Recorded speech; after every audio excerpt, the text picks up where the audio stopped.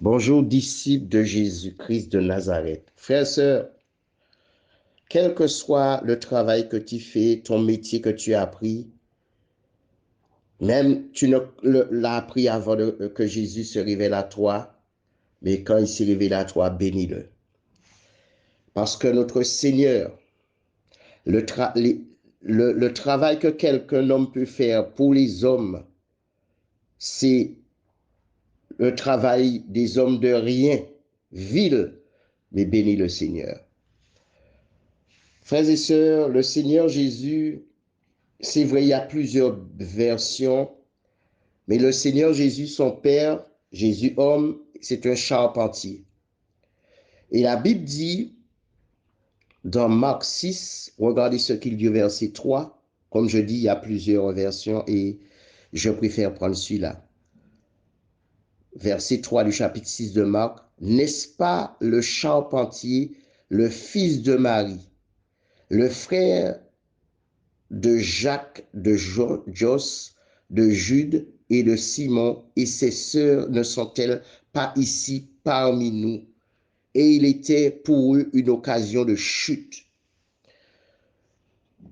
Un charpentier, et nous, c'est pas la peine que je le développe totalement, les frères et sœurs le savent. Nous savons que c'est un professionnel, il a le bois pour outil, principalement, il se charge donc de construction. Il intervient dans tous les domaines d'étapes de chantier. Et aussi, il est capable de tracer, de trier, d'assembler. Frères et sœurs, je note pas, vous allez faire aussi les recherches. Jésus à lui seul, c'est lui le charpentier. D'abord notre corps, regardez bien comment on a été construit. L'Église, c'est lui, le charpentier. Il est le toit aussi. Comme il est le toit, lui, il fait ce qu'il veut. Il trace un chemin pour nous que nous puissions suivre, trace même dans notre cœur. C'est lui qui nous taille, afin que lorsqu'il nous réunit, puisque c'est lui qui nous met ensemble, il nous a unis avec lui, il faut qu'on concorde, que l'un épouse l'autre, je parle spirituellement, puisqu'on est l'épouse, frères et sœurs. Alors si tu te moques de charpentier, tu ne connais pas Jésus, parce que beaucoup de chrétiens se moquent de leurs frères par rapport à leur métier. Si tu te moques d'un frère qui fait le ménage, tu ne connais pas Jésus.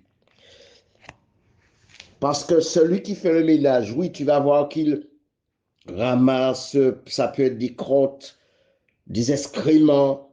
Mais regardez ce que Jésus dit dans Somme 113. De la poussière, il retire le pauvre. Du fumier, il relève l'indigent pour le faire asseoir avec les grands de ce peuple. Frères, nous étions sales à cause du péché. L'ennemi nous a salis, mais il a fallu un qui est fait, ça fait partie du ménage aussi, hein, et en même temps hébreur, et il nous dit aussi qu'il nous a lavés et purifiés par l'eau de sa parole. Alors, le champ là, il envoie ses enfants dans le champ pour prêcher la parole. Et ceux qui ont l'habitude de mettre de l'engrais dans les champs de bananes comprennent les champs de canne. Jésus a fait tout, il connaît tout, il a fait tout. Frères et sœurs, Jésus, le charpentier, qui sait comment travailler le bois. Et lui-même a parlé du bois vert et le bois sec. Et pour faire monter la hache qui était au fond de l'eau, qu'est-ce que Élisée a pris? Du bois. Frères et sœurs, même quand les gens se moquent, tu travailles au bureau, tu as l'intelligence pour faire des courriers sans plus que note, tout ça c'est Jésus. Il dit par moi, les rois, les grands de ce monde règnent. Frères et sœurs, nous étions dans la poussière. Il nous a lavés. Il s'est fait lui-même. Oh, il est devenu un homme de ménage, un agent de service. Il est devenu, oh Seigneur, il s'est humilié. Il a marché dans la poussière. Alors même si tu enlèves la poussière, tu enlèves du fumier, c'est ton travail. Bénis Dieu. Et quand les gens se moquent, Continue à rester dans sa présence, frères et sœurs. Car Jésus, s'il s'est fait pauvre afin que nous soyons riches, et quand on travaille, on dit qu'on est riche. Alors, mais Jésus s'est fait pauvre pour nous enrichir, c'est lui qui permet qu'on travaille. Mais spirituellement, premièrement, la parole de Dieu en nous, dans toute sa richesse. Frères et sœurs, arrête de te moquer. Ne te minimise pas. Un temps pour rire, un temps pour pleurer. Tu as pleuré un temps, c'est le temps de joie. Car quel que soit ton travail, le Seigneur prend plaisir en toi parce qu'il voit ton cœur. Tu le fais avec beaucoup d'amour. Tu le fais parce que tu le crains. Frères et sœurs, il a lavé les pieds des apôtres. Eh bien, il y a des gens qui lavent déjà à l'hôpital ou même des morts. Eh bien, Jésus, nous étions morts. Il nous a lavés, il nous a appelés. Et nous avons dit oui, Seigneur.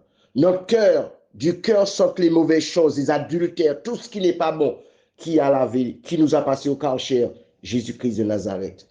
Alors, frères et sœurs, c'est un court message, une courte exhortation, mais continuons à demeurer de la présence de Dieu et à faire des recherches.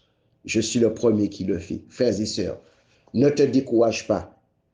Prends plaisir dans la loi de l'Éternel et tu verras qu'il a tout ce que l'homme fait, le Seigneur l'a fait avant. Je vous salue dans le nom de Jésus.